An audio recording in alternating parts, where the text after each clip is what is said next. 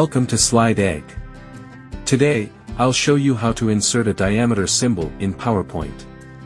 It's simple, and there are 3 different ways to do it. First, and select the text box where you want to add the symbol. Go to the Insert tab and click on Symbol. A panel will pop up, and you'll see a list of fonts. Change the font to something standard like Arial or any other font you prefer. Now, scroll down to find the diameter symbol.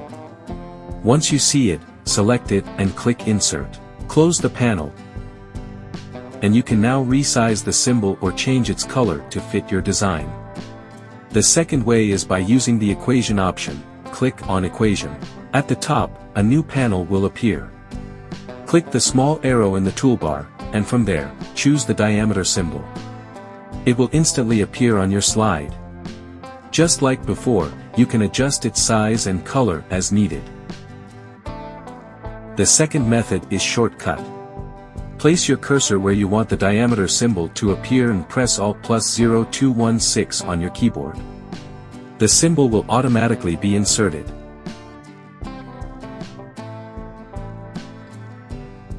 You can resize it and change its color, just like in the previous methods. Lastly, there's another option if you like using tools. Press the Windows key and type character map to open it. From there, select a font like Arial. Find the diameter symbol. Click Select, and then copy. Go back to your PowerPoint slide and paste it.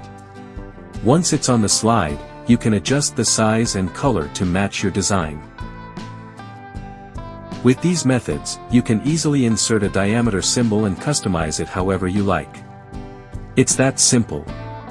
Thanks for watching, and I hope you found this tutorial helpful.